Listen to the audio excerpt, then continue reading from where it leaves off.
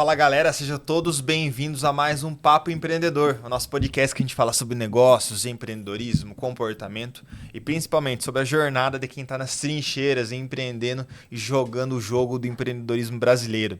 Você sabe que eu gosto de falar muito sobre empreendedorismo na área da saúde e hoje nosso convidado especial aqui para conversar conosco sobre carreira médica, empreendedorismo e experiência do paciente. Dr. Rafael, muito obrigado pela presença, seja muito bem-vindo. Obrigado pela energia e pelo tempo de agenda conosco. E aqui a gente tem uma tradição.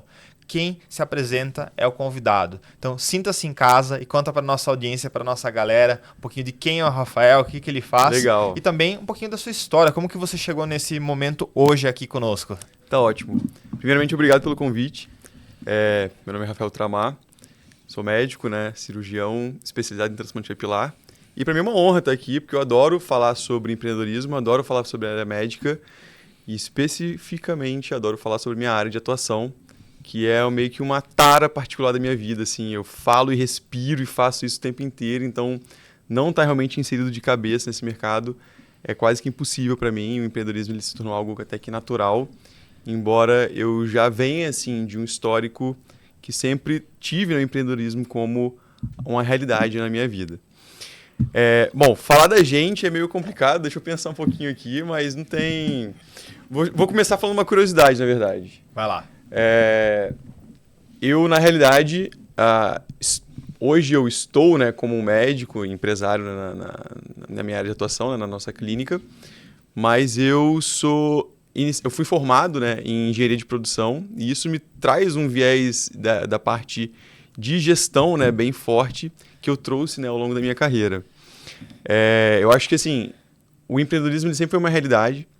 Eu venho de uma família onde meu pai, né, era empresário, ele tinha porque ele faleceu, né? Inclusive hoje é aniversário dele, parabéns. Que legal. Ele tinha uma empresa, enfim, uma indústria no ramo da construção civil no meu estado. E era engraçado, assim, porque eu acho que quem vem de uma família que empreende, né, enfim, que cria o próprio trabalho, era assim que eu via, né? Às vezes a gente falava, né, quando era mais novinho, seu pai é o quê? Meu pai é médico, meu pai é advogado, meu pai é arquiteto, meu pai não sei o quê. Meu pai, não sei, ele tem um negócio dele, né? Assim, ele criava, né, o próprio trabalho. Então a gente vê como que é a jornada enfim, de alegrias e dores, né, dessa experiência, né, de estar empreendendo. Então sempre fez parte da minha vida, desde muito novo mesmo, assim. Eu me formo na questão da engenharia, abri uma empresa com meus colegas, a gente tinha uma consultoria da parte de modelagem de negócio de uma maneira um pouco ampla. Trivalente, um abraço aí para Dudu, Arthur e Yuri, que chegou depois também, e todo o resto do time que fazia parte. Foi um momento muito bacana da nossa jornada. Isso conciliou, inclusive, enquanto eu estava na faculdade de medicina depois, eu fazia em paralelo as duas situações. Então, eu sempre empreendi de alguma forma. E qual foi o desejo de mudar? Porque são áreas totalmente opostas, Totalmente né? opostas. Na verdade, assim, além de tudo, né, assim, eu sempre gostei muito da parte artística da vida, assim, né? Eu sempre me dediquei muito à ilustração, à pintura, à escultura. E quando eu era moleque, eu tinha essa ideia, assim, de meio filosófica, de trabalhar com alguma coisa que eu pudesse expressar esse lado artístico, né? E eu tenho um tio meu, o Saulo, Dr. Saulo Zerboni, um abraço, que ele é cirurgião plástico, e essa ideia de esculpir pessoas de uma maneira mais ou menos permanente ali soava bastante interessante. Eu, desde novinho, eu sempre falava isso, eu queria fazer medicina, fazer plástica, parar. De novo, no meu pai, entra aquela questão de influência, né? Falei, não, cara, engenharia que é o negócio, tem que fazer isso aqui, pô, tem tudo a ver, tocar o negócio da família e tal. Sim. Acabei entrando no mercado. Agradeço, né, ter feito isso, porque realmente moldou muito da minha jornada, enfim, profissional, do que eu faço no meu trabalho hoje, mas não era o que eu queria de fato, assim. Então, dei esse passo para trás, cara, vamos seguir um pouco do nosso ideal aqui. Tinha oportunidade, né? A minha família me deu o respaldo, né, na ocasião, e mergulhei de cabeça e fui trilhando até chegar aqui hoje, né? Me formei, né, em medicina, me especializei na área e hoje nós temos um hospital dia, né, de transplante capilar aqui em São Paulo. E, cara, já puxando esse ramo, né, dessa especialidade, a gente tem visto aí um hype, né?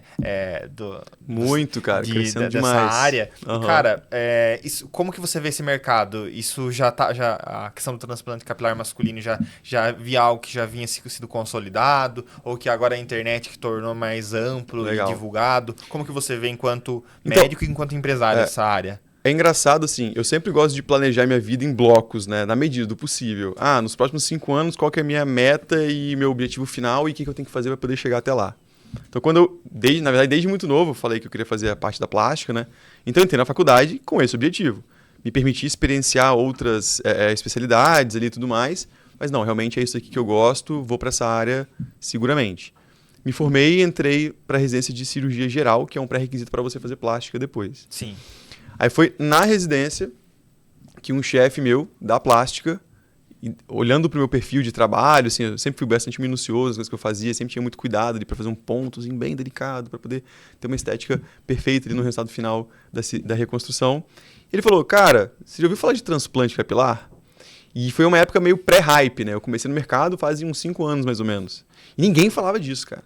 Assim, eu mesmo não conhecia uma boa cirurgia. E a minha resposta foi mais ou menos essa. Nossa, esqueci o nome do chefe, infelizmente. Bom, doutor, transplante, cara, mas fica muito ruim, né, o resultado, assim.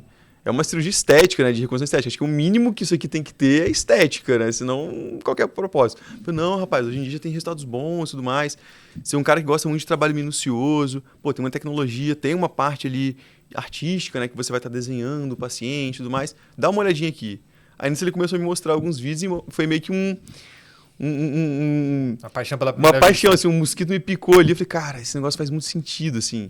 E ninguém falava realmente, assim, era um negócio que estava bem no início desse boom aí. Então, eu acabei tendo a sorte de não ser o primeiro, óbvio, de longe disso, né? O mercado de transplante hoje, a cirurgia... Parece que não, né? As pessoas não sabem disso, mas a técnica do transplante ela tem mais de 50 anos.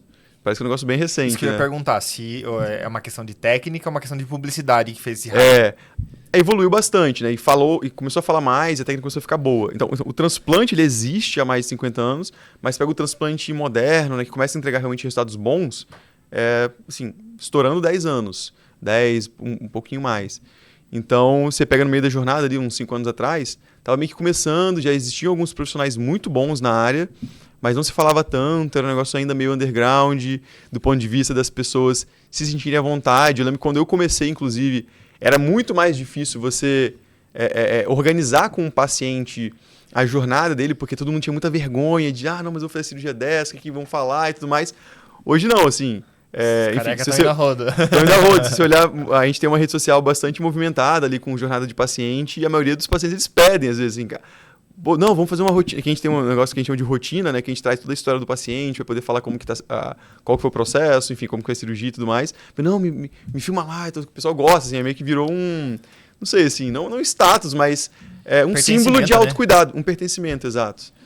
Cara, quando você fala assim de melhoria de técnica, a cirurgia não era boa, a técnica evoluiu, e o que dava ruim? Caiu o cabelo depois, é isso? Só curiosidade, tá?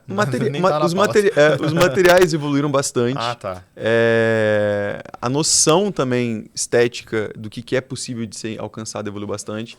A gente tem 2 grandes marcos, né, no transplante, que é a técnica original, que a gente chama de FUT, que é aquela cirurgia onde você faz um corte transversal aqui no couro cabeludo, remove, né, um pedaço do scalp, que a gente chama, né, da pele, para poder separar as unidades foliculares em bancada e implantar na cabeça. Então, sempre ficava aquele estigma daquela cicatriz longitudinal, mesmo que quando bem feita, aparente. Sim. Né? Aí a grande evolução foi quando surgiu o método FUE, que é o transplante de unidades foliculares extraídas individualmente, que são aqueles pontinhos que ficam no couro cabeludo. Então, esse foi um grande momento de virada que facilitou mais o acesso, né, ao paciente ter coragem de encarar uma cirurgia dessa. Aí, dentro da FUE, um mundo assim, de situações que foram acontecendo ano após ano. Os materiais foram evoluindo muito, muito, muito, assim, para tornar os enxertos cada vez mais delicados. A técnica, assim, muita troca entre os cirurgiões. O transplante tem um pouco dessa beleza de ser um negócio meio que construído pela comunidade. É uma assim, é uma área de atuação médica, não é uma especialização, não é uma especialidade. Não existe residência para transplante capilar. Qualquer profissional que se forma na medicina, ele pode já começar a adquirir as habilidades sem que ele precise fazer uma especialização específica. Sim. E isso traz o quê? Assim, não tem um beabá ortodoxo, né? Assim, diferente de tirar uma vesícula do paciente. Vai ter o método aberto, o método por vídeo, enfim, por robô. Você vai ter ali mais ou menos os passos que todo mundo segue igual. O transplante, cada um vai tendo ali seu viés, entregando um pouquinho da sua personalidade. Muito congresso, a gente vai partilhando, as coisas vão se consolidando, cada vez mais as pessoas vão fazendo os seus métodos. Cada profissional vai ter uma forma diferente de trabalhar. Então, realmente, esse chefe meu estava super certo, porque é uma área que tem essa beleza, enfim, da medicina, de reconstrução de uma autoestima e tal, mas tem muito, muito, muito a ver com a sua expressão artística no paciente. É algo bem artesanal, né? Quanto tempo 100%. leva uma cirurgia? A cirurgia de hoje ela demorou 9 horas. A gente acabou de sair de lá da clínica. A gente começa por volta de 5h30 da manhã. E é sempre isso. A minha cirurgia, a gente tem muitos processos. Muito. Tem cirurgia que é mais rápida do que isso. A gente é geralmente com muito volume, né, de folículo transplantado e também com muitos processos ali de verificação, diferenciação de tipo de cabelo para cada região do couro cabeludo. Isso é uma sofisticação da técnica e vai uma coisa mais individual minha. A forma de angulação e direcionamento de fios, construção de malha. Então, tem vários pequenos detalhes que você começa a conversar, você vai indo assim, fica a noite inteira falando sobre o porquê que o meu transplante é diferente de um colega que também opera muito bem, que a gente conheça. E, cara, esse processo, né? Chega lá o Felipe, que de repente está precisando do implante, existe toda uma fase de planejamento e estudo antes de fato ocorrer aquela cirurgia. Não, com certeza. E isso você criou, você já viu no mercado, porque para você ter uma fala como essa, que vai ver o ângulo do folículo, isso exige planejamento para fazer uma cirurgia. Exige muito planejamento. O transplante, ele é uma execução muito, assim, é um dilema, toda cirurgia. Porque a gente não é uma prótese, né? A gente não tem um banco de cabelo externo para poder resolver qualquer tipo de problema. A mulher, ela quer colocar um silicone, por exemplo. Beleza, o doutor vai lá, pega um cardápio de próteses. Tem a mama que é mais em formato de gota, a mais arredondada, enfim, a mais planificada. Ela vai ter algumas opções. Ela escolhe quantos ml que ela vai querer ali, mais ou menos, pega uma referência e vai lá e faz. Pronto, do jeito que ela quer. O transplante não, você não tem um banco de cabelo para você escolher. Não, eu quero um cabelo liso, um cabelo cacheado, um cabelo preto, um cabelo loiro. Não, é o do próprio paciente. Então, entender as possibilidades que a pessoa entrega para a cirurgia dela é uma discussão que ela tem que ser realmente bem aprofundada. Nenhum paciente meu, óbvio, chega para operar sem que tenha antes passado em consulta médica comigo. Legal. É um momento que a gente perde ali 1 hora e meia conversando, tirando todas as dúvidas, explicando os detalhes e realmente a relevância que tem uma boa curadoria do lado do paciente, né? Realmente identificar um profissional que está empenhado, que entrega diretamente a cirurgia, que tenha bons métodos e um bom histórico, porque no final existe meio que uma assinatura, né? Quando a gente começa a conhecer bastante a área, eu trabalhava antes, né, de ter a minha clínica numa outra instituição, né, que era uma sociedade com outros cirurgiões. E, eventualmente, a gente atendia casos uns dos outros, né? Eram 5 cirurgiões, mais ou menos. Depois de 1 ano trabalhando todo mundo junto, cara, era fácil. Não, esse paciente aqui com certeza foi o que eu operei. Não, aquele outro ali foi o doutor Guilherme. Aquele foi o doutor Danilo, enfim, dos colegas que trabalhavam conosco ali. Então, tem um pouco disso. Cara, e você enquanto médico, né? Tudo bem que você tem esse histórico aí que veio da engenharia, né? A galera das engenharias, no geral, vem com muita metodologia, com muito planejamento. Quando que foi a virada para você de falar, putz, além de ser médico, eu preciso também ser empresário? Tudo bem, veio com esse histórico do seu pai, mas tem algum ponto de inflexão onde você falou, não, agora eu preciso empreender, preciso ganhar corpo, se tornar referência? Assim, eu nunca tive esse ponto de inflexão. Isso sempre foi uma verdade na minha jornada. Assim, em algum momento eu estaria com o meu empreendimento dentro da área. Isso é um fato. Assim, é engraçado que a gente... E isso eu acho que é importante até do médico, né, que eventualmente está ouvindo esse podcast, de ter esse discernimento sobre o que ele quer para a carreira dele. Dentro da medicina, a gente vê muito pessoal... Eu acho que talvez é a área que tem mais efeito de manada dentre todas as especializações profissionais que tem por aí. Porque existem muitas jornadas ali. E a gente é educado, né, a seguir sempre aquela mesma linha de enfim, de raciocínio e de jornada. Você termina uma faculdade, aí você vai direto para fazer uma residência médica, aí dentro da residência você vai fazer uma subespecialização, aí você vai fazer uma pós-graduação de uma área mais científica. Muitas vezes o cara nem sabe o porquê que ele está fazendo aquilo, o cara fica nesse looping, aí quando ele viu, passou 10, 15 anos, está se especializando e continua dando plantão, continua ali trabalhando, enfim, pegando visita de enfermaria em hospital, o cara extremamente capacitado, extremamente profissionalizado, só que ainda não saiu desse academicismo, né, da medicina. Então, assim, eu sempre tive essa certeza, né, essa razão, eu vou me formar, eu vou fazer o que eu preciso para exercer a profissão que eu quero ter, que é empreender dentro da área da saúde. Então, me formei, beleza, eu quero fazer o que aqui dentro? Eu quero fazer plástica. A ideia inicialmente era ter um serviço de plástica. Ok, eu preciso fazer essa residência, e na retaguarda, alguma especialização dentro da área administrativa, né? Então, sempre fiz, já consumi tudo quanto é tipo de cursos dentro da área enfim, de gestão hospitalar, de gestão geral também, a própria faculdade também ajudou isso. Então, sempre foi uma coisa que eu entendi que fazia parte da jornada. Então, meio que não tive esse ponto de virada.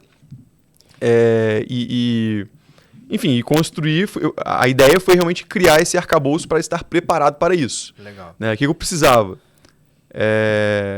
Beleza, eu quero trabalhar com transplante capilar. Esse é o meu caso em específico, né? Ok, antes de eu encarar o mercado, eu tenho que estar especializado o suficiente para poder entregar uma boa oferta, um bom produto para o meu paciente. Como que eu consigo isso? Beleza, identifiquei uma clínica, né, de um grande especialista, que é meio que como funciona o transplante hoje. Você tem que pegar alguma referência, algum grande mentor, enfim. Consegui trabalhar com ele durante vários anos. E ali eu pude, dia após dia, aprender um pouquinho mais sobre o modelo de negócio dele. Né? Sempre tive essa visão de não só olhar a cirurgia, mas por que esse cara dá tão certo? Né? Por que o negócio dele gira tanto? Por que tem tanto paciente? Por que ele é tão famoso? Por que ele é tão bem estabelecido? Fui pegando, enfim, algumas referências, criando as minhas próprias, mas sempre com essa mentalidade, né? Cara, eventualmente eu vou estar preparado já ao ponto de dar esse próximo passo. E, cara, como que você vê, né? Você é imerso na área médica, a gente sabe, né? A gente conversava um pouquinho antes que é muito difícil o profissional médico, ele se reconhecer enquanto empreendedor, enquanto empresário, enquanto gestor. Eu sei que tem alguns que falam, não, eu gosto de ser acadêmico, eu gosto de estar lá só na rotina de consultório. Como que você vê essa importância do profissional médico ter essa mentalidade, ainda que ele tenha toda uma equipe de gestão, mas ter essa mentalidade de gestão e de empreendedorismo? Eu acho que é importante por si só, porque todo médico ele é autônomo. Dificilmente não. Sim. Né? Pode se conveniar alguma instituição ali, mas todo não. Mas você pega aí 80% dos profissionais. Então, querendo ou não, ele é um empresário, um MEI, né? Sim. Então, ele tem uma consciência, às vezes, de somente ser um autônomo e não ser gestor, ser empresário. Exato. Né? Então, ele perde muita coisa não sabendo empreender. Por mais que ele continue prestando o serviço dele, enfim, para uma instituição, como um plantonista, etc. Né? E só que a faculdade, ela não... A faculdade de medicina, ela carece muito de informação sobre o empreendedorismo. Não tem. Ninguém fala sobre isso. Inclusive, quando você fala... eu nunca fiz questão, assim, quero fazer a melhor residência do Brasil. Cara, eu quero fazer residência para me preparar da forma mais prática possível para fazer o que eu quero. E quando eu falava isso dentro dos meus colegas, enfim, professores e tal, eles até te olham meio que cara, esse cara tá maluco, né? O que você tá falando? Não, tem que estudar para poder fazer. O diploma não é skill, né? Em si, né? Exato. Então, assim, eu acho que, infelizmente, falta isso, né? Falta esse tipo de conversa, falta esse tipo de diálogo. Talvez uma iniciativa de trazer um pouco mais de informação de empreendimento, de empreendedorismo para as faculdades, tornaria os médicos um pouco mais conscientes. Isso está diminuindo porque... existem hoje vários médicos que se tornaram referências, né, até celebridades dentro do Brasil, dentro das suas áreas de atuação em específico, e isso acaba despertando ali uma curiosidade. Pô, como aquele cara chegou até ali? O que ele fez a respeito? Vai ter o cara curioso que vai, enfim, buscar realmente qualquer referência. Vai ter o cético que fala, mas esse aqui é charlatão, é porque ele fica fazendo marketingzinho, videozinho no Instagram e tudo mais, porque ele chegou ali onde ele está e não sabe realmente essa dor, essa jornada que está por trás. Mas eu acho que, assim, é uma questão de falta de oportunidade de conhecimento.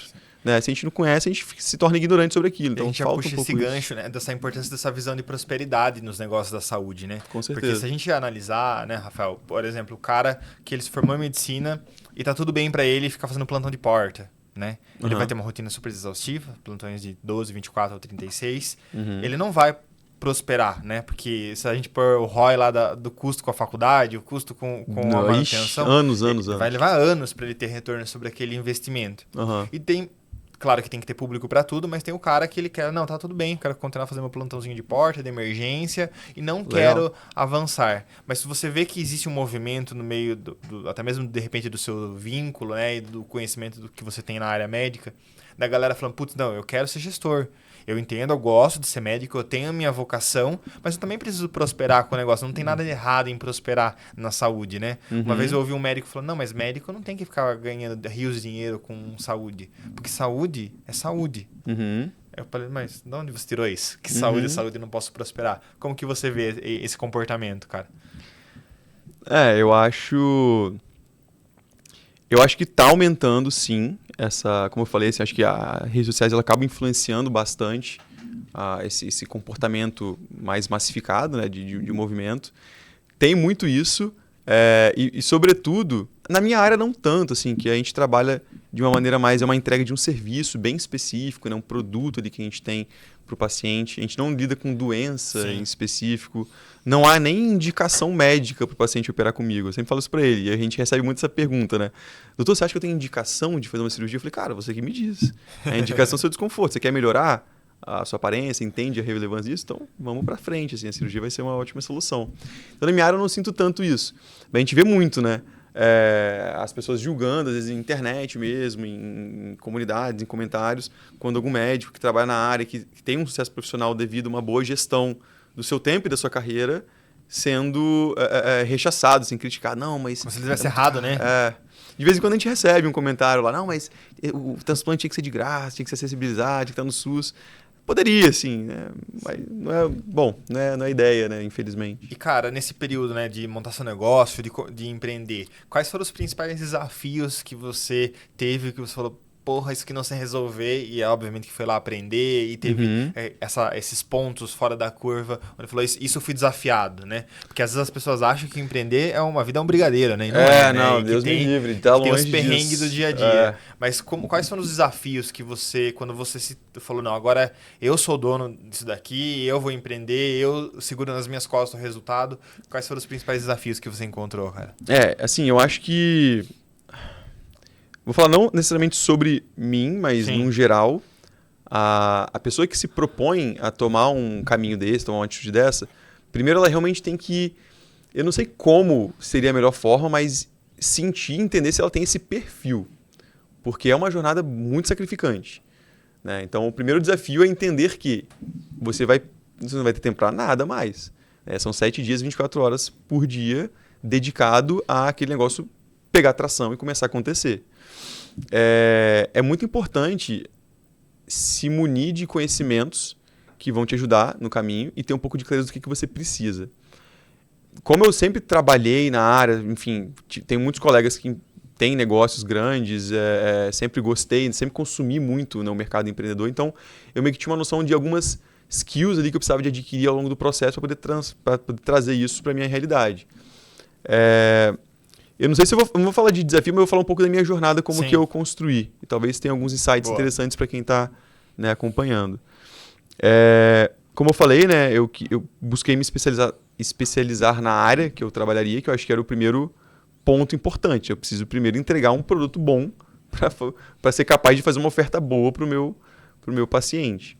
Então, demorei os anos que foram necessários para poder me capacitar a esse ponto. Quando eu vi que, assim, cara, eu tô aqui, passaram-se 6 meses, o meu nível de transformação técnica já está mínimo, né? Cheguei num platô ali onde eu tenho muita confiança sobre o meu trabalho, vou me organizar para dar o próximo passo. Então, enquanto eu ainda trabalhava, né, nessa outra estrutura, eu já comecei a adquirir alguns conhecimentos que eu achei importante e já montar uma estratégia, né? Fiz alguma formação ali em como fazer um planejamento de negócio eficiente, comecei a estudar toda a parte de marketing, divulgação, né, geral de uma empresa, né, relacionada à captação de paciente, relacionada à identidade de marca, relacionada a brand, como que faz uma experiência boa para o paciente e a relevância disso. E comecei a montar o meu background ali, meio que em off, né? Eu trabalhava durante o dia todo, meio que na madrugada eu começava ali já a preparar campanha, já comecei a fazer um monte de gravação de material, já montei uma landing page, né? Comecei a construir um funil, né, de captação de pacientes. Então, deixei tudo meio que estruturado. Ao ponto de que eu cheguei lá na empresa que eu trabalhava, ó, muito obrigado, né? Foi muito importante estar aqui com vocês, né? Agradeço pela jornada. Vou dar o próximo passo, enfim, decidi que é melhor para mim, tô saindo. Foi só sair de lá e realmente dar o play e começar as coisas a acontecerem. E aí você começa a ver o jogo de verdade, né? Como que funciona. E aí, assim, não ter medo de pedir ajuda, não ter, assim... A minha esposa, eu joguei ela nessa loucura do empreendedorismo, né? Sua esposa é médica também. Ela é médica também. Ela é endocrinologista. E ela tem muito medo, assim, de investir, né? Quando você começa a empreender, você tem que entender, cara, você vai ter muito gasto e não tem que ter medo disso. Tem que olhar lá na frente e entender que gasto, na verdade, é um investimento que você vai estar fazendo. Então, cara, fazer parte desse movimento, assim, né? De estar se capacitando, entendendo as necessidades e jogando ali para frente. Aqui em São Paulo, não é difícil você empreender na área da saúde aqui em São Paulo. Primeiro porque tem cliente para tudo, tem paciente para tudo. A população é muito grande, então qualquer tipo de negócio, se tiver uma relevância mínima ali, você vai conseguir ter alguma amostra de paciente. E hoje você não... Que é como eu comecei, né? A minha jornada empreendendo sozinho... Ela é muito recente. Eu saí dessa clínica que eu trabalhava em dia 29 de agosto do ano passado. Né? A primeira cirurgia que eu fiz depois de ter saído lá foi dia 3 de setembro. Então faz um ano, né, que eu saí de lá. E eu saí de lá... Qual que era o meu modelo ali, na verdade? Cara, a minha ideia, na verdade, era que eu sou do Espírito Santo, eu sou de Vitória. E a minha esposa estava se formando em endocrinologia. Ela receberia, né, a graduação dela em março desse ano. E eu falei, cara, eu vou sair um pouquinho antes, pegar uns 6 meses ali para poder pegar, enfim, ver o jogo, né, como que acontece, bater um pouco ali, aprender, tomar um pouquinho de porrada, criar casca ali do negócio, para a gente poder, enfim, migrar, né, voltar para Vitória e estabelecer nosso serviço lá. A gente tinha um projeto de uma clínica lá e tudo mais, sempre, né, eu já sabia que a gente queria. Aí eu saí de lá para fazer meio que um modelo mais enxuto possível, né? Uma testagem. Eu não tinha funcionário. Eu tinha, na verdade, uma funcionária que ela é contratada, enfim, com uma prestação de serviço meio ali, uma pejotizaçãozinha, que ela me auxiliava na parte de atendimento de secretária. Visitei várias clínicas aqui em São Paulo, para identificar algum lugar que eu poderia estar alugando um espaço ali que tivesse uma sofisticação, né, para o público que eu queria atender, para poder estar atendendo o paciente. Visitei vários hospitais também para entender aonde que eu poderia estar montando a minha barbearia, né? Porque é uma operação, cara, o transplante. É muita gente, a gente opera com 10 pessoas em sala, com um monte de equipamento. Então, identificar algum hospital que a gente pudesse fazer isso. E ia alugando tudo, assim. Trabalhei no online, liguei minhas campanhas. Eu era o gestor, eu era o médico, eu era a secretária, eu era tudo. Eu era o comercial, eu era o bombrilzão. E vamos vendo acontecer as histórias, né? E entendendo com o dia a dia. Uma grande... Assim, quem sou eu, né? Se eu puder dar uma dica pra alguém, cara, faz, entendeu? Eu sou a personificação daquela frase, assim, de chutar a bola e correr atrás pra buscar ela. Tudo na minha vida, assim. Cara, vamos fazer e no meio do caminho a gente vai entendendo o que precisa ser feito pra poder ir corrigindo. Então era isso, né? A gente ia montar uma operação aqui e o negócio foi criando robustez, começou a ter interesse de paciente, comecei a sentir necessidade de ter uma pessoa mais fixa ali e tudo mais. Na verdade foi meio que em 3 meses a gente comprou a clínica. Foi um negócio meio que lá do nada também, assim, uma loucura total. Mas é aí que tá, né? Você tem que pegar o cavalo alado, montar nele e... Cara, a oportunidade é isso, assim, se passa uma oportunidade que você entende que é interessante, você tem aquele negócio, né? A resiliência para poder aguentar a porrada. E, enfim, o foco, né? De aquilo ali é o que faz sentido para mim, vamos embora. Né? A gente saiu... eu comecei a trabalhar... Setembro, né? Foi o primeiro mês que eu estava trabalhando sozinho. Eu operei 4 pacientes. Um paciente era um amigo meu, que é um cara assim que ele já tinha falado, quando você sair do seu trabalho, quando você começar a fazer o seu trabalho, eu vou ser o primeiro paciente. Foi muito importante para mim. Preço de custo, assim, a gente usou bastante a imagem dele para poder divulgar o trabalho, então foi muito importante esse primeiro caso. O segundo caso foi o Éder, que é um paciente que ele veio de indicação de um paciente que eu tinha operado no passado já. por acaso ele buscou meu contato, o paciente tal operou com você, não sei o que, me referenciou. O terceiro paciente foi o Bruno, que foi um paciente que a minha esposa conhecia a esposa dele e meio que referenciou e tudo mais. E o quarto paciente, que foi o Gabriel, se eu não me engano, ele veio do tráfego que a gente estava fazendo. Então, no primeiro mês, a gente teve um paciente de cada tipo, assim, né? Uma indicação, cada canal, né? Um amigo, uma referência de conhecido e uma aquisição online ali, um lead frio, né, que chegou. Falei, cara, funciona, né? Vamos trabalhar isso mais, de cada ponto desse. No segundo mês, a gente operou 11 pacientes, que foi em outubro. E aí surgiu a proposta dessa clínica ali para a gente poder incorporar o negócio. Nesse caminho, eu já estava ali com bastante gente na equipe, né? A gente estava meio que consolidando uma equipe cirúrgica fixa, que são 6 assistentes, né? Fora a secretária, enfim, fora a enfermeira de suporte. E aí, um belo dia, do nada, estava operando tranquilo, sem problema nenhum para resolver. Aí uma assistente me falou, doutor, por que você não compra uma clínica aqui em São Paulo? Eu falei, você tá maluca, né? Que história é essa? Tem nem paciente, como que eu vou comprar uma clínica? Falei, não, pô, tem um cirurgião aqui e tal, que tá vendendo um espaço muito bom, não sei o quê, você não tem interesse não de conhecer. Falei, cara, não sei, não. Vamos lá. Não tem, não. Falei, não tem não? interesse. Eu não tenho paciente, não tenho nada. E nisso, pô, trabalhando com isso aqui, ela plantou a semente, né?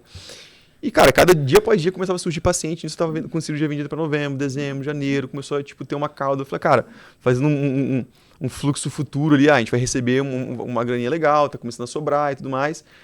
Tá girando, o pessoal tá elogiando, eu trabalho muito bem. Vamos entender um pouquinho dessa proposta. Aí eu perguntei para ela quem que era um cirurgião que eu já conhecia, Dr. Júlio Yoshimura, um abraço. Se mudou para Dubai, por isso que ele vendeu a clínica dele. Enfim, trocamos ideia, foi uma jornada, um compliance meio absurdo ali para poder resolver rápido. Foi papo de uma semana, a gente foi entre conhecer a estrutura, acompanhar ele, assim, toda a oportunidade que eu tinha, eu estava vivendo a clínica dele para poder ver se fazia sentido. E a gente, enfim, bateu o mercado. A gente decidiu comprar a operação, né? A princípio seria o espaço, só que a área da saúde tem uma série de dificuldadezinhas ali, questão de alvará, de liberação. Sim. O tchan do negócio é que a clínica ela era um day hospital, né? Um hospital dia, que tinha um cirúrgico interno já regulamentado, atrelado ao PJ da empresa, né? Então, se eu fosse buscar fazer tudo isso, regulamentar o meu cirúrgico, eu ia perder mais de um ano aí pra frente, né? Sim. Aí eu falei, Julião, cara, é melhor a gente, né, fazer um pacotão, entender tudo isso. Aí teve que entender a solidez do negócio dele, se tinha algum tipo de problema. Foi meio que na correria, foi muita confiança nele e no que a gente estava fazendo.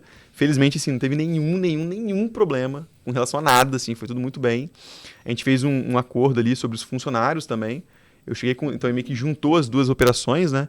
Eu mantive todos os funcionários dele. Na verdade, teve uma funcionária só que acabou saindo no meio do caminho. Mas, enfim, eu não conhecia os funcionários. Então, a gente falou, eu vou ficar com o pessoal aqui durante, acho que 3 ou 4 meses de experiência, né? Sim. E a gente identifica, cara, gostei, não gostei, quero continuar com esse, aquele não. Ele assumiria os encargos, né, da dispensa. E todo mundo, assim, se entendeu. Foi um desafio. Cheguei uma cara nova lá para poder, né, tocar o negócio. Mas, enfim, deu certo e a gente começou realmente a despontar aí no mercado. E como que você vê, né, essa questão da jornada do paciente no serviço de saúde? Isso é um tema super relevante, muito falado, sobre a gestão da experiência do cliente, né? Você trabalha com estética, né? Então a gente sabe que a área da estética ainda tem esse cuidado do maior, né? Como que foi para você desenhar isso? Você já tinha pensado de que o cara que chega, de repente ele tá com essa dor, uma questão de autoestima, né? Uhum. E como que é essa jornada dele para que ele tenha uma boa experiência no processo? Legal. Eu vejo que você faz vídeo com o cara na barbearia, tem toda uma jornada, né? Isso. Cara, isso é muito importante. Talvez seja o ativo mais importante que qualquer profissional que queira iniciar o trabalho ali precisa de realmente perder tempo e modelar.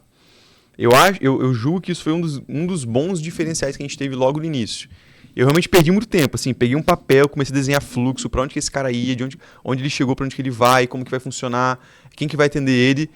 Refiz isso algumas vezes, a gente foi errando, entendendo o que a gente poderia aprimorar para tornar realmente uma sensação de que ele está num lugar muito profissional. A gente tinha um mês de trabalho, mas quem chegava lá, cara, esse cara está trabalhando isso aqui há anos, né? Assim, tá muito sólida. E a gente ouve até hoje muito esse elogio. Eu procurei uma outra clínica, às vezes até mais renomada, tem mais tempo aí, mas pô, o atendimento de vocês é muito diferente, tal. Então, a jornada do paciente, ela é prioridade, assim, do cliente, né? De modo geral, para qualquer empresa. A empresa não existe sem venda e sem cliente. né? Então, bom, basicamente assim, a gente montou um fluxo que fica muito fácil para o paciente. Eu comunico isso para ele. Cara, relaxa. A sua experiência assim, de jornada com a gente vai ser muito fácil. Seja você aqui de São Paulo, seja você em qualquer outro lugar do Brasil, qualquer lugar do mundo que a gente opera pacientes, enfim, de todas as regiões aí. A gente tem uma equipe de suporte que vai estar perto de você o tempo inteiro. Porque eu devo ter fases dentro dessa jornada. Tem a fase de você não ser um paciente ainda, né? Sim. Então hoje, bom, basicamente como que a gente organiza? Existe uma funcionária que ela somente é comercial, né? A nossa concierge, enfim, da parte comercial. Tudo que vem de lead externo, o cara foi indicado, ou veio de internet, ou veio de qualquer outro lugar, vai passar por ela. Ela vai passar todas as informações, ele vai passar na mão ali de um especialista, poder fazer uma pré-avaliação e tudo mais, e ela vai fazer toda a parte comercial com esse paciente. Dar alguma avaliação sobre o caso dele, se há ou não há possibilidade cirúrgica, qual enfim, o grau de referência dele, quais os valores da cirurgia e o que ele precisa se preparar para poder fazer. Gostei, tá ótimo, quero seguir adiante. Legal. A comercial agenda a consulta para ele e ele vai para a mão da nossa secretária de bancada. A gente tem 2 secretárias de bancada na clínica que fazem a jornada do paciente já agendado. Então ele passa para a mão dessa outra pessoa.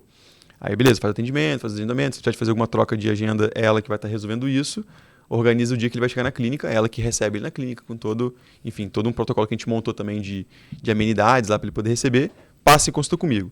Passou em consulta comigo, ele volta para comercial de novo, porque aí vai ser um fechamento. Ele gostou, não gostou, decidiu, não decidiu, vai ter que bater data de cirurgia, somente ela coordena a agenda cirúrgica. Bateu as datas, fechou, ótimo. Aí ele volta agora para a equipe de enfermagem. Uma enfermeira vai entrar em contato com ele, vai se apresentar, falar que ela que vai acompanhar ele ao longo de 1 ano de cirurgia, vai passar para ele alguns exames de pré-operatório que ele vai precisar de fazer, e vai dar algumas orientações básicas antes da cirurgia. Eventualmente o anestesista entra em contato com esse paciente também. A gente sempre pede para o anestesista ligar 1 semana antes, idealmente, fazer uma consulta pré-anestésica. Então o tempo inteiro ele vai se sentir, cara, tem muita gente envolvida, tudo funciona muito bem, são vários contatos, tem muitas pessoas aqui dentro. Sim. Então o cara olha para ele, começa a dar valor para aquela jornada. Cara, não é um negócio... Não é só o médico. Não é só o médico, né? O contato comigo é o que ele tem menos. Ele me encontra no dia da consulta, no dia da cirurgia e pontualmente ao longo da jornada. O time todo fica com um cara assim, muito próximo, né? E isso é legal, né? Existem pontos negativos dentro da jornada dele? Eu vou dar um exemplo, né? O que é um case. O Outback implementou lá a fila eletrônica porque o ponto negativo era a fila, né? Existe, por exemplo, o paciente, sei lá, ele tem dor depois, e aí vocês ativam, de repente, um suporte com ele para minimizar algum efeito do colateral depois. Como que funciona? Ou não, de boa, não existe um ponto negativo dentro da jornada? Não sei se um exemplo, eu não sei nem se tem, por exemplo, se fica doendo depois, pró-cirúrgico, isso varia um pouco. Em geral, é mínimo, assim, é um desconforto mínimo, uma coceirinha, um ardor nas primeiras higienes. O que a gente faz é, realmente, ele tem um contato da enfermagem e é plantão. O WhatsApp está ativo ali 7 dias por semana em horário comercial e ele tem um número que ele pode ligar para emergência fora de horário comercial a hora que for. Sim. Então ele vai estar respaldado se tiver alguma dúvida, algum problema. Às vezes é um negócio meio maluco, assim, mas ele tá ali para poder ligar a hora que ele precisar. Legal. O paciente teve acidente, assim, de cair um pedaço de madeira na cabeça depois da cirurgia. Nossa, também. Tássio, foi até essa semana lá na clínica com 6 meses de resultado. Ele voltou lá com 10 dias com um buracão na cabeça, assim. Então, vai ter algumas dúvidas, assim, a gente vai estar sempre dando suporte. Mas não sei se tem uma dor importante, acho que... Legal. Acho que não. E, cara, a rotina do empresário, a gente sabe que é aquela loucura, né? E as pessoas acham, né? Que quando eu vou empreender, eu tenho uma jornada flexível, minha vida é tranquila. Cara, como que você organiza a sua agenda, a sua rotina? Como que é a rotina do Rafael, médico / empresário? Você falou que hoje foram 9 horas de cirurgia. 9 horas. Como que você administra essa rotina, cara? É difícil. No meu caso em específico, no meu caso em específico é realmente muito difícil, porque o transplante capilar... Mas você não opera todo dia, né? A gente opera todo dia. Todo dia?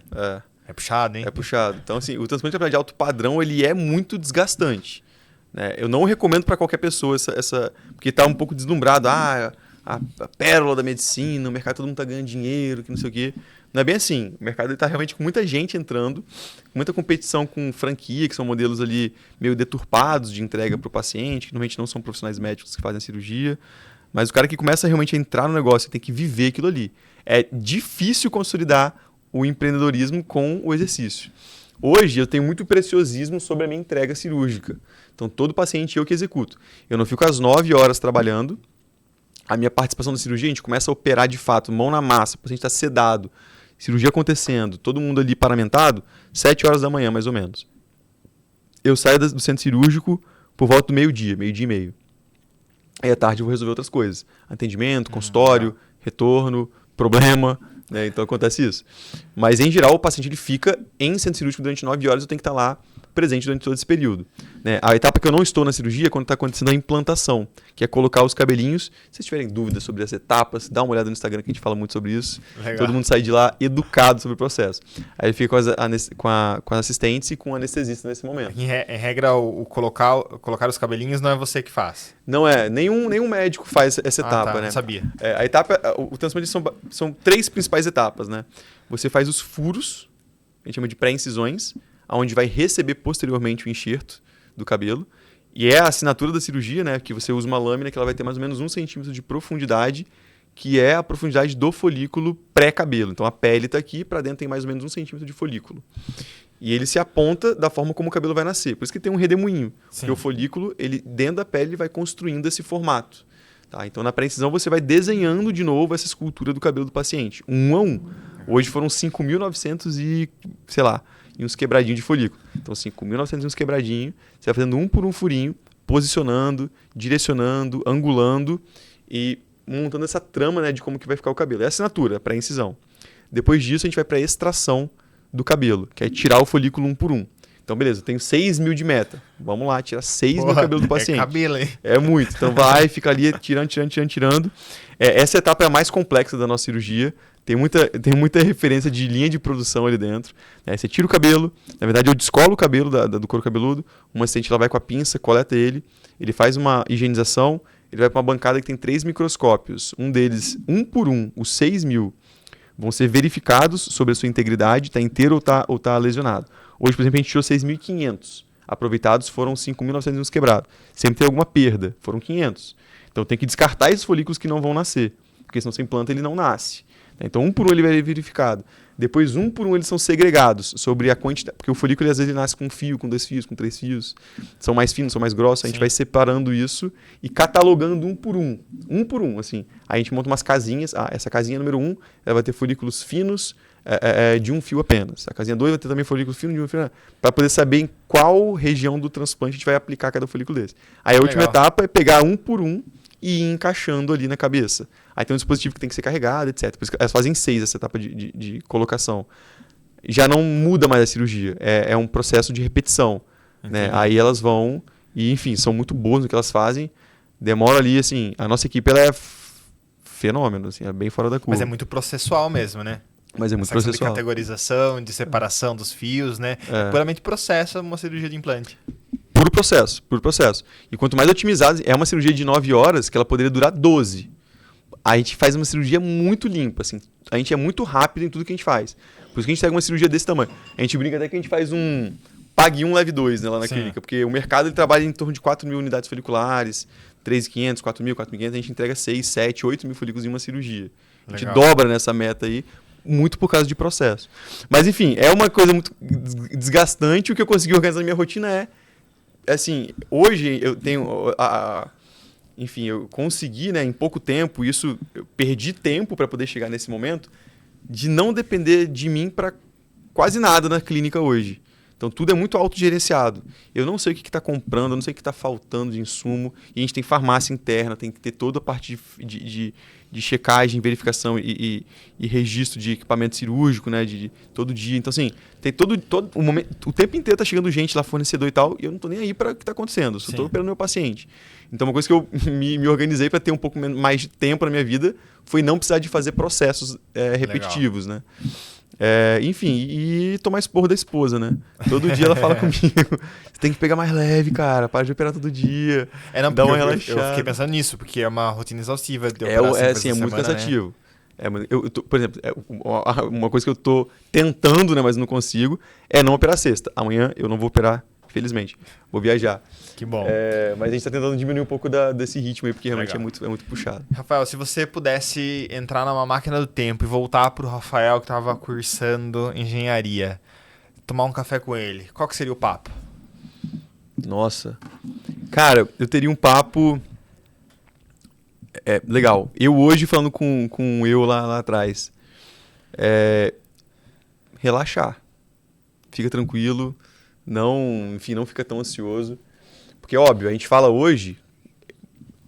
Eu hoje interpreto tudo que eu passei como fundamental na minha jornada. Eu não estaria onde eu estou hoje, com uma empresa já com um faturamento muito bom, assim, bem consolidado em pouco tempo, se não tivesse vivido cada passo desse que eu vivi lá atrás. Mas durante o caminho foi muito ruim. Né? Eu tive muita insegurança quando eu quis jogar tudo pro alto. Eu já estava meio que assim, me organizando dentro da área que eu trabalhava. Pô, dei um restart ali. Eu tinha muita vergonha de falar para meus amigos da época, né? De que, cara, eu voltei pro cursinho. Assim, eu era o cara mais velho ali do cursinho, eu era mais nova e tal.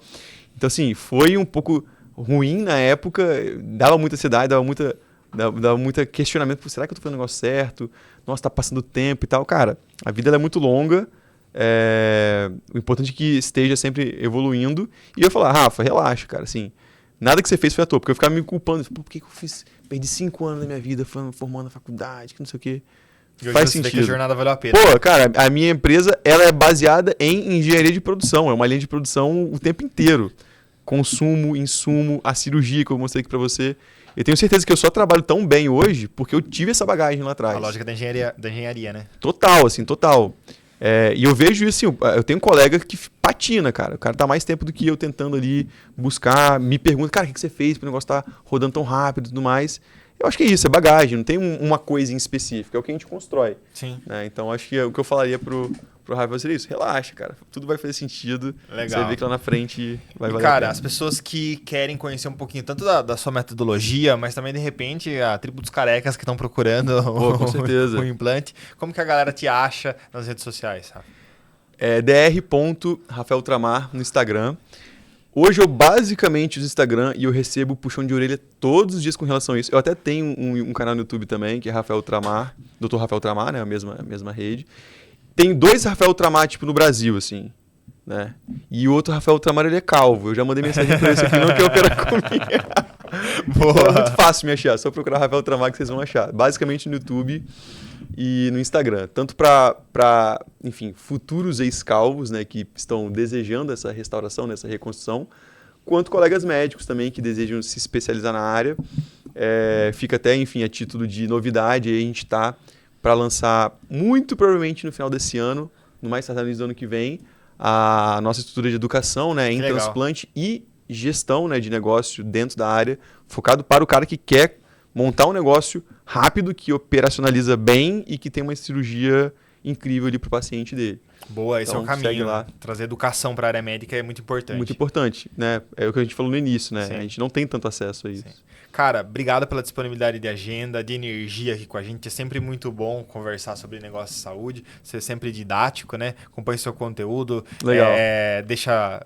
Eu não gosto muito de ver sangue, sabe? Mas você vê lá as fotos da cabeça, de uma forma didática, né? E tornando acessível para as pessoas mesmo, que qualquer um pode fazer um procedimento e melhorar a autoestima. Isso vai influenciar a vida da pessoa de forma super significativa, né? Uhum. Então, deixar nosso agradecimento para você, Rafa. Eu falo assim, o transplante, cara... Bom, cada um tem sua opinião, né? Até com a comparação que eu vou fazer. Mas para mim é muito simples. Primeiro são 2 coisas. O paciente que busca fazer um transplante, ele não está querendo algo diferente. Essa é a beleza até dessa área nossa. É uma área estética, mas que na verdade o paciente está querendo buscar o regresso à identidade que ele já teve um dia. Sim. Ele não quer nada de diferente. Todo dia que o paciente que eu opero, ele vai puxar o celularzinho ali e vai começar a buscar uma foto mais antiga no Instagram, ou ele já selecionou algumas fotos ali mais antigas. Hoje, um paciente que eu atendi à tarde, ele me mostrou 4 fotos. Uma com 4 anos de idade, uma com 9 anos, uma com 20 e pouco e uma com 40. Para ver a jornada do cabelo dele, assim, como que foi perdendo com o tempo. Ele só quer voltar a ser o que ele era antes. Né? Diferente de uma prótese de silicone que a gente citou ali no início, por exemplo, que é algo novo.